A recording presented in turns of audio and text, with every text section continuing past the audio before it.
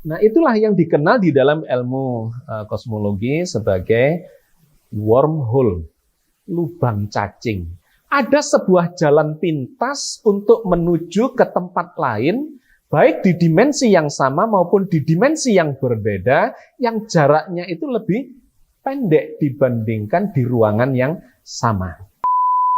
Kita bisa menuju ke planet Mars, ke planet Jupiter dengan lebih cepat kalau kita bisa melewati dimensi yang lebih tinggi di langit yang kedua. Atau menuju ke galaksi yang lain, dari galaksi Bima Sakti mau ke galaksi Andromeda.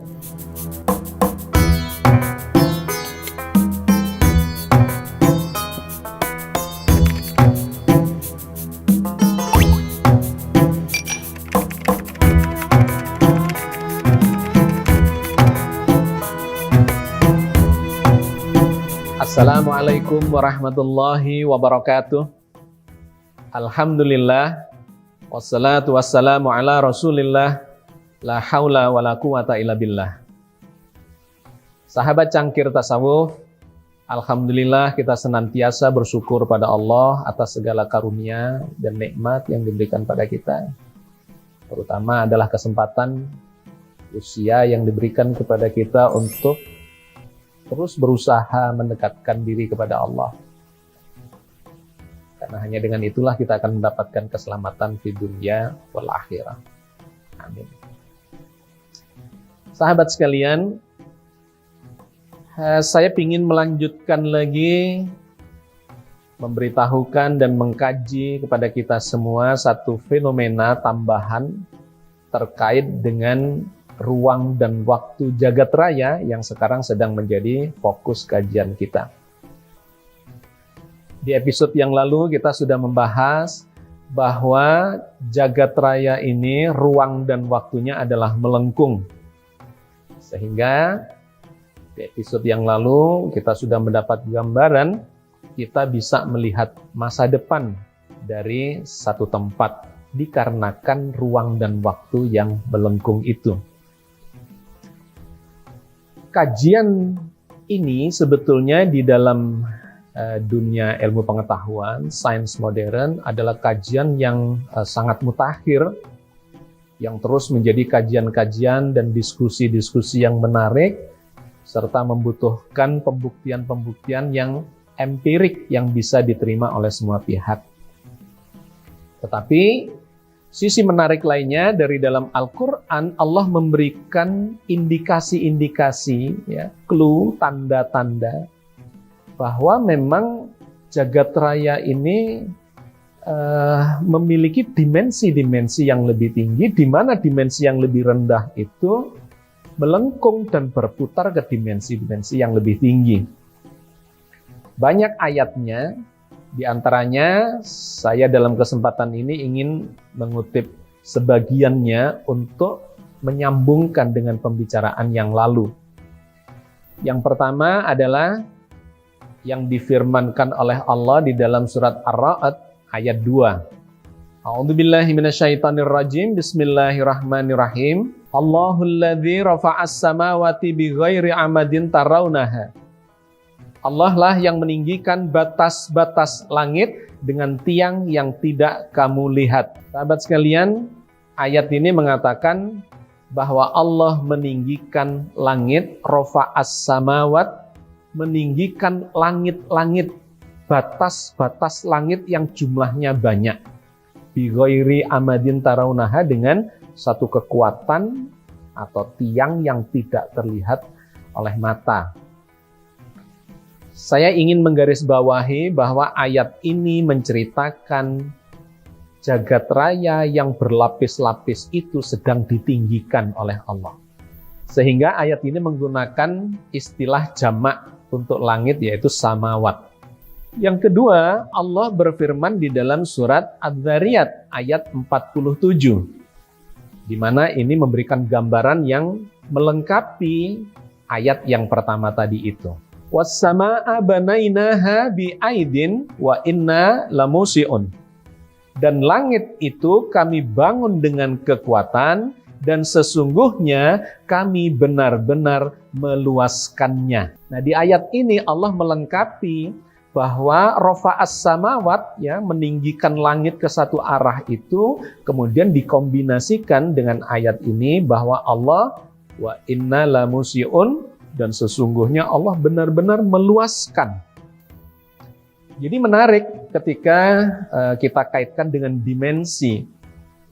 Rafa'a itu adalah satu arah yang meninggi, sedangkan meluaskan itu dua arah. Kalau kaitannya dengan ini, katakanlah mendatar. Sehingga perkembangan itu menjadi meruang. Dan menariknya, rafa'as samawat itu menggunakan kata jamak. Artinya seluruh langit itu sedang bergerak meninggi ke segala arah. Sedangkan di ayat ini Allah menggunakan kata tunggal. Kemudian ayat yang ketiga yang melengkapi tentang hal ini, melengkungnya ruang dan waktu itu ditunjukkan di ayat yang lain lagi, yaitu dalam surat Al-Anbiya ayat 33. Wa huwallazi khalaqal laila wan nahar wasyamsa wal qamar kullun fi falakin yasbahun. Dan dialah yang telah menciptakan malam dan siang, matahari dan bulan, masing-masing beredar di dalam lintasannya. Sahabat sekalian, ayat ini kemudian menceritakan bahwa benda-benda langit itu lantas bergerak pada lintasan-lintasan tertentu yang lintasannya itu bergerak melengkung. Nah, sahabat sekalian, jadi tiga ayat ini kalau dikombinasikan pemahamannya, maka kita akan mendapatkan kepahaman bahwa jagat raya ini, ya, sudah kita bahas di kajian sebelumnya. Jagat raya ini dulu ada di satu titik, ya, langit dan bumi berpadu, kemudian diledakkan atau dikembangkan atau dipisahkan oleh Allah dengan kekuatan, kemudian meninggi rafa'as samawat, langit-langitnya itu meninggi, tapi sekaligus diluaskan dan kemudian memunculkan gerak yang berputar. Kenapa bisa begitu? Ini dikarenakan meninggi ke dimensi-dimensi yang berbeda, yang lebih tinggi. Coba bayangkan kalau kemudian saya membuat garis, ya, membuat garis mendatar itu berarti satu dimensi. Kalau ini kemudian dikombinasikan dengan gerak yang meninggi ke arah yang berbeda, ya, dimensi yang kedua, maka gerak meninggi ke arah satu dimensi ini akan kepuntir ke arah dua dimensi. Dan ketika kepuntir ke arah dua dimensi, kemudian juga bergerak ke dimensi yang lebih tinggi, dia akan kepuntir lagi tegak lurus ke arah sana.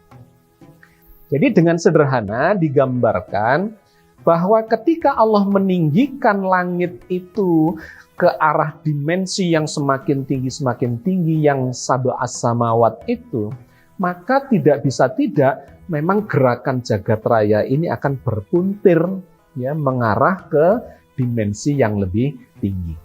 Ini sebagiannya sudah kita bahas di kajian yang lalu. Saya hanya ingin menegaskan bahwa jagat raya ini sedang mengembang, dan mengembangnya itu melengkung ke dimensi yang lebih tinggi, dan kemudian dimensi yang rendah itu akan berputar ke dimensi yang lebih tinggi. Dimensi yang lebih tinggi itu akan berputar ke dimensi yang lebih tinggi lagi. Berputar ke dimensi yang lebih tinggi lagi. Atau dengan kata lain, langit pertama berputar ke langit 2, langit kedua berputar ke langit 3, 4, 5, 6, dan 7, dan seluruhnya itu berputar-putar di aras Allah. Sahabat sekalian, hal ini kita bisa mengamati di benda-benda yang ada di sekitar kita. Bahwa benda di skala mikrokosmos itu ternyata berputar-putar dan kemudian semakin besar ke arah makrokosmos. Di skala mikrokosmos kita tahu ada yang namanya partikel-partikel subatomik. Partikel elektron misalnya itu berputar-putar mengelilingi inti atom. Kenapa? Ya karena ada medan elektromagnetik, ya, interaksi gaya-gaya elektromagnetik yang menyebabkan gerakan elektron itu dipadu dengan tarikan dari inti itu akan menyebabkan gerak berputar. Dan ini kalau kita naikkan skalanya lebih besar, ya, maka pada diri manusia. Kita ini mengandung atom, mengandung molekul dan sebagainya membentuk tubuh kita. Ternyata tubuh kita ini juga berputar. Berputar kemana? Berputar mengikuti poros perputaran bumi. Kita hidup di permukaan bumi, sedangkan buminya itu berputar pada porosnya, berotasi. Kecepatan rotasi bumi adalah sekitar 1.600 km per jam. Dengan kata lain, sebetulnya meskipun saya diam di sini, semua benda ini diam, tetapi sesungguhnya semua benda yang diam ini sedang bergerak mengikuti putaran bumi dengan kecepatan minimal 1.600 km per jam. Jadi di tingkat elektron berputar, di tingkat kita manusia dan benda-benda ini juga berputar. Dan lebih menarik lagi kalau kita naikkan skalanya, bumi kita ini selain berputar pada dirinya sendiri, juga berputar mengitari pusat tata surya. Berapa kecepatannya? Sekitar 100.000 km per jam. Jadi sudah ada 3 tingkat nih. Perputaran di skala mikroskopik, ya. Kemudian perputaran di skala bumi yang berputar pada dirinya sendiri, dan yang ketiga, bumi ini berputar mengitari tata surya. Dan kalau kita naikkan lagi skalanya, sesungguhnya tata surya itu juga bergerak mengitari pusat galaksi. Karena itu di dalam Al-Quran digambarkan matahari itu beredar. Bukan cuma beredar, bergerak semu mengitari bumi. Sesungguhnya selain gerak semu mengitari bumi itu, atau sesungguhnya buminya yang berputar, mataharinya yang diam. Selain gerak semu matahari yang mengitari bumi itu, maka bumi beserta tata surya ini juga bergerak. Matahari sebagai pusatnya, pusat dari tata surya itu, semuanya ini bergerak mengitari pusat galaksi dengan kecepatan sekitar 217 km per detik. Jadi begitu cepatnya, 217 km per detik. Dan lebih jauh lagi, galaksi kita ini juga sebetulnya tidak diam. Selain berputar pada dirinya sendiri, galaksi ini juga sedang melesat jauh, ya, disebabkan oleh hentakan atau lontaran ledakan jagat raya di waktu penciptaan dulu. Di mana setiap galaksi itu bergerak menjauh dengan kecepatan 70 km per detik per megaparsek. Jadi artinya ada percepatan yang semakin tinggi di setiap 3,26 juta tahun cahaya. Itu ada pertambahan kecepatan 70 km per detik. Jadi kesimpulannya sebetulnya jagat raya ini sedang mengembang dan mengembangnya itu bergerak melingkar semua. Dan kalau diteruskan itu, ya, pergerakan galaksi tadi, dia akan bergerak terus. Ini bukan gerak lurus. Tidak ada gerak lurus di jagat raya ini. Semuanya adalah gerak melengkung. Dan semua ahli astronomi bersepakat bahwa ruangan jagat raya ini pun melengkung. Sehingga kalau kita punya waktu dan kemudian berkesempatan untuk naik pesawat ruang angkasa, kayaknya lurus begini. Satu ketika itu akan kembali lagi ke tempat ini. Sama dengan kalau kita di permukaan bumi, ya, naik pesawat, katakanlah ke arah barat, terus maka kita akan kembali lagi ke sini. Ke arah timur, terus kita akan kembali lagi ke sini. Ke arah utara, ke arah manapun, kita akan kembali lagi ke sini.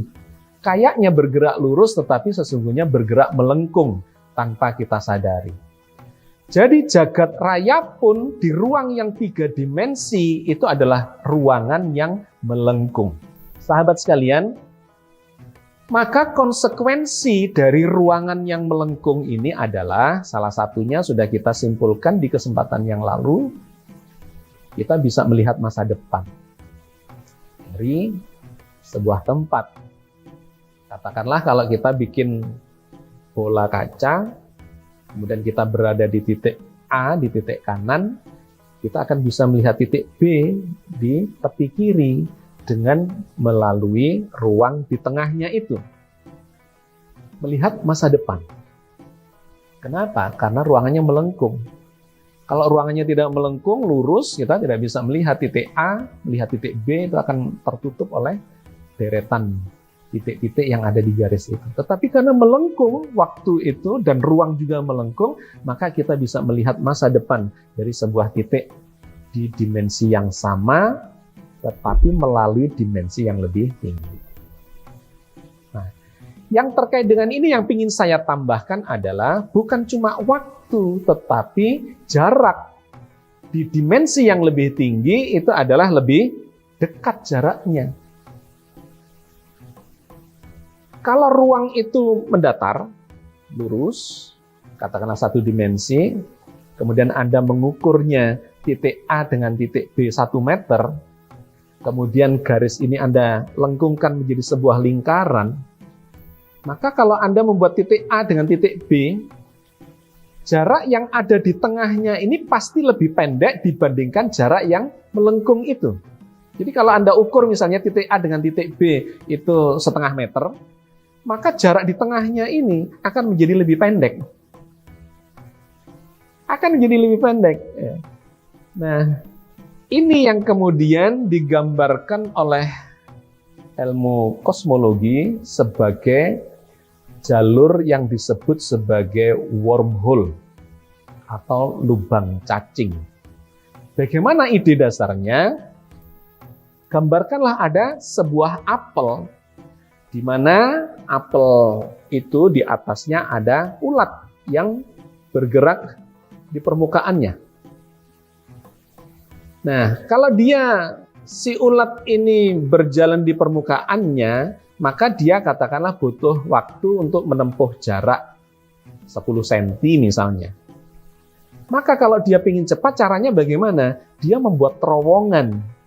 Ya, dimakanlah apel itu oleh si ulat, bikin terowongan, maka jaraknya akan lebih pendek untuk sampai ke tepi sebelah kiri. Ini menunjukkan bahwa jarak yang ditempuh melalui dimensi lebih tinggi itu adalah lebih dekat dibandingkan di dimensi yang sama. Permukaan apel adalah dimensi 2, ruang atau bagian dalam apel itu adalah ruang berdimensi 3. Nah, sahabat sekalian, ringkas kata, di setiap dimensi yang lebih tinggi itu jaraknya ternyata lebih dekat dibandingkan dimensi yang lebih rendah. Jarak Indonesia Amerika atau jarak Surabaya dengan Makkah di dimensi 3 ruang dunia ini akan bisa ditempuh dengan lebih cepat kalau kita bisa masuk ke langit kedua di dimensi yang keempat. Kenapa? Karena ruangnya melengkung. Nah, itulah yang dikenal di dalam ilmu kosmologi sebagai wormhole, lubang cacing. Ada sebuah jalan pintas untuk menuju ke tempat lain, baik di dimensi yang sama maupun di dimensi yang berbeda, yang jaraknya itu lebih pendek dibandingkan di ruangan yang sama. Kata gampangnya, atau cerita gampangnya adalah kita bisa menuju ke planet Mars, ke planet Jupiter dengan lebih cepat kalau kita bisa melewati dimensi yang lebih tinggi di langit yang kedua. Atau menuju ke galaksi yang lain, dari galaksi Bima Sakti mau ke galaksi Andromeda. Itu lebih cepat kalau ditempuh melalui wormhole itu, melalui jalan pintas, yaitu melewati dimensi yang lebih tinggi. Langit kedua memiliki jarak yang lebih dekat dibandingkan langit pertama. Dan langit ketiga, itu jaraknya lebih dekat lagi dibandingkan dengan langit kedua. Apalagi dibandingkan dengan langit yang pertama. Kenapa? Karena langit keduanya itu melengkung ke langit ketiga. Itu ibaratnya tadi itu, sebuah lingkaran garis dilengkungkan begini, maka jarak di dimensi yang lebih tinggi akan lebih dekat. Langit ketiga memiliki jarak yang lebih pendek dibandingkan langit kedua. Langit keempat lebih pendek lagi. Langit ke-5 semakin pendek, langit ke-6 sangat pendek, dan langit ke-7 jauh lebih pendek, bahkan boleh jadi tidak berjarak dengan kita. Itulah sebabnya kenapa ada ayat yang mengatakan bahwa Allah itu sesungguhnya lebih dekat daripada urat leher kita yang tidak berjarak itu. Wa nahnu aqrabu ilaihi min hablil warid. Kenapa? Karena langit pertama itu melengkung ke langit kedua melengkung ke langit ketiga, 4, 5, 6, 7, dan seluruhnya itu melengkung ke arah Allah.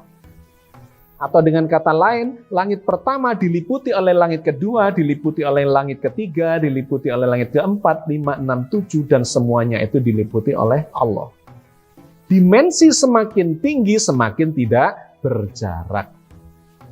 Maka menjadi sangat wajar ketika kemudian Allah mengatakan sesungguhnya di dimensi yang paling tinggi itulah semuanya tidak berjarak lagi, apalagi Allah yang meliputi seluruh dimensi itu. Maka di episode-episode yang lalu saya pernah mengatakan bahwa sesungguhnya semuanya itu ada di sini.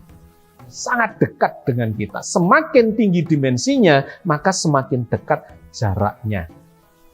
Sidratul Muntaha itu ada di sini, surga itu ada di sini, akhirat itu ada di sini, Lauh Mahfudz ada di sini, dan Allah itu ada di sini. Tetapi di dimensi yang berbeda. Sahabat sekalian, maka kalau kita kaitkan dengan perjalanan dimensi menuju surga, Allah memiliki pintu-pintu langit yang dibukakan kepada siapa saja yang dikehendakinya, dan itu menjadi jalan pintas dia untuk menuju ke tempat itu, menuju ke akhirat, menuju ke Sidratil Muntaha. Yang di dekat Sidratil Muntaha itu ada surga yang sedemikian indahnya. Jadi sahabat sekalian, inilah fenomena yang muncul di dalam jagat raya ini dikarenakan ruang dan waktu itu melengkung. Dikarenakan ruang dan waktu itu melengkung, maka ada jalan pintas untuk menuju ke tempat dimanapun melalui pintu-pintu langit yang hanya diizinkan oleh Allah kepada siapa yang dikehendaki. Atau kalau dalam dunia science fiction disebut sebagai portal, pintu-pintu untuk masuk ke dimensi-dimensi yang berbeda, maupun ke tempat-tempat yang berbeda dengan jarak yang lebih pendek, yang di dalamnya itu kita akan mengalami relativitas waktu. Sehingga kita bisa dengan cepat untuk bisa mencapai satu tempat tertentu dengan jarak yang lebih pendek, dan kemudian orang-orang yang melalui itu mengalami perlambatan waktu sehingga waktu bagi dia terasa berjalan lebih lama dibandingkan dengan orang-orang yang tinggal di luar dimensi atau di luar perjalanan itu. Oke, sahabat sekalian, saya kira saya cukupkan sampai di sini kajian ini untuk memberikan gambaran betapa kalau seandainya umat Islam ini terus melakukan kajian-kajian mengeksplorasi hikmah-hikmah dari dalam Al-Quran, maka kita akan mendapatkan inspirasi untuk mengembangkan peradaban ini ke masa depan. Bahwa Islam sesungguhnya adalah agama yang mendampingi peradaban ke masa depan, bukan ke masa lalu.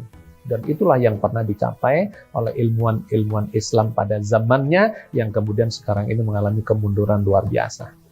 Mudah-mudahan ini memberikan motivasi kepada kita semua. Kita beragama seiring dengan berkembangnya peradaban ke masa depan, yang semua itu justru membuktikan kebesaran Allah Azza wa Jalla. Assalamualaikum warahmatullahi wabarakatuh. Assalamualaikum warahmatullahi wabarakatuh. Sahabat Cangkir Tasawuf Modern, saat ini Anda sudah bisa mengakses kembali website www.patmapress.com. Tentu saja dengan desain dan layout yang baru dan lebih modern, sehingga memberikan pengalaman yang lebih menyenangkan untuk Anda dalam mencari buku-buku yang diterbitkan oleh Patma Press. Selain itu, Anda juga tetap dapat menonton video-video Pak Agus Mustafa di patmapress.com. Mau tahu apa saja buku karya Pak Agus Mustafa yang sudah menjadi materi di video-videonya? Mampir yuk ke www.fatmapress.com.